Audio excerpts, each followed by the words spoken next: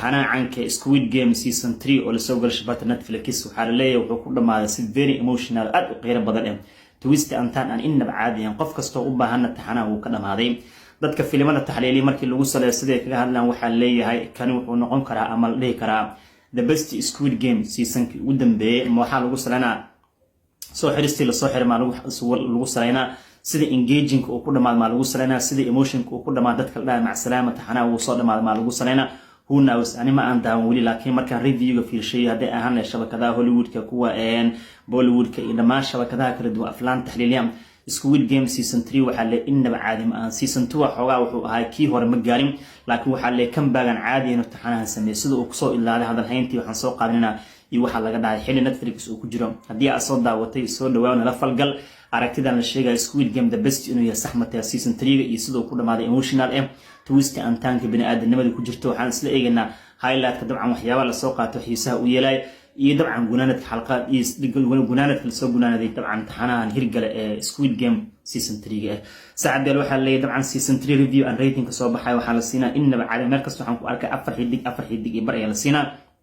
shabakadaha Hollywood-kan waxay siinayaan 90 ilaa 92% rating taas oo ay ka dhigantay strong inuu yahay Netflix waxa la content-iga si aan caadi u soo adkayn kan waa global popular series waa taxana dunida ka dhaxeeyo inkastoo Koonfur Korea ay sameeyeen laakiin dunida ay u qabsadeen saxabiyaal waxa la leeyahay markii la fiirsho waxa la daba kacaalay qaybtii hore meesha ku soo ilaatay iyo sida ay balodka ahayd ayaa la daba kacaa kadib markii teamkii hore gadood ay sameeyeen season-kii hore kaliya waxa la saxabiyaal 100 qofood ee meesha ku hartay 60 kamid ah diyaar si ay tartan kala qayb qaataan ma ciyaarta loo yaqaan hide and seek ciyaartan waxay sii noqonaysaa mid aad u kulul teamkan waxa loo kala qaybinaa team red iyo team blue oo dabcan tracking isku sameynaya si dabcan team kale u dilaan meesha ay kaga guuleystaan waxaan la adeegsanayaa ciyaarihii dhaqankii Koreanka ee Hollywood-ka ahay taas oo xiiso gaar u yeeshay markii laga soo tago meesha tartanku ka socdo iyo ciyaarta focuskeeda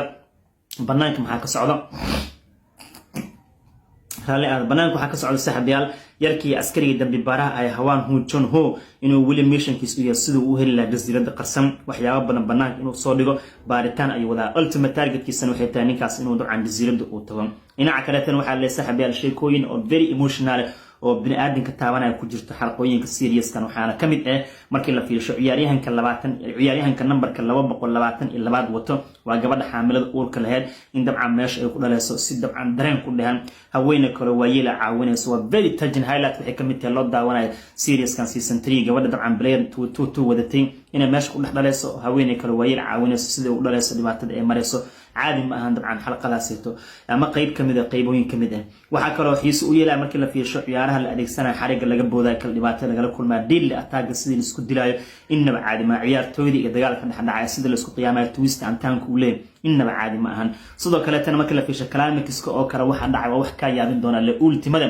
sida uu ku dhamaanayo filimkan waa si waali indhaha aan laga qaadi karin qof kasta waxa lagu recommend gareey soo daawo Squid Game season 3 adaa yaabi doonto sida uu ku dhamaanayo dhamaadkiisa ama ay noqon doonto edge of the seat wax indhaha la yaabay ama afkar la taagayo ku dhamaanayo la filimkaas meeshaas waxaan u baahnay marka inaan ka falgalno aqyaartii xalab kala bixin ama maanta daawadeen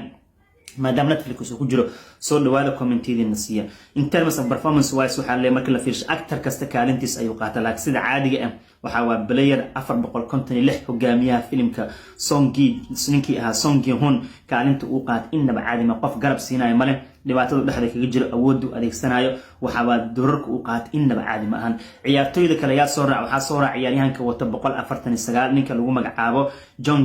John Gumja asiga wuxuu kaalin caadi ahaan waa the elderly woman haweeney duqda waa maamadaas caadi ma ahan katinaata waa duqdaas eedana waxa waa atooraa qof ku soo xigo loo daawanayo qaybta markii la joogo season 3 iyo saameynta ay leedahay iyo gabadha xaamilada leh ee uurka loo meesha ku dhalaysay lagu magacaabo Kim Jun Ha oo player 222 saddexda character oo highlight-ka filimka waa Cam Alex ka wadayba doorka uu qaadanay inaba caadi ma ahan performance wise marka memorable waa ugu dambeyntii waxa la marka verdict-iga maxay noqonaysaa natiijada Squid Game season 3 waxa la leeyahay 100% hadaa ciyaar u rabtay way ku jirtaa hadii xaasidnimo ay ku jirto waa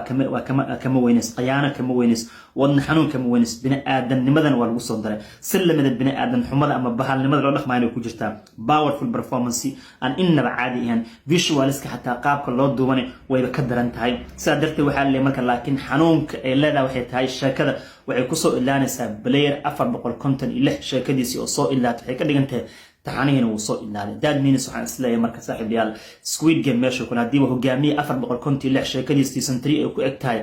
sheekada filimkan waa dhamaatay Netflix wax kale soo alif laakan waxa jabtarkan waa xirmay mar baadii main highlight actorkii playerka sheekadiisa ay meeshan ku egtahay taxaniina meeshaas ku egyahay idinka adin ku soo celiyo team Zaki ma aragtidina ka dibta kulli markii la soo fasirana waa daawan doona xalqa ilaa laba inta soo qabanaan isku baashaali doonaayo meeshan shilan doona kada review guud soo qaadana waxa aan daawada ma ahayn wixii la soo qorqoraa isku soo aruushi kadib waa idinku soo gama asxaabta daawadeen soo dhawaadna la falgala annagana waa daawan doona insha Allah laba xalqa soo qaadan doona kadib aan baashaali doona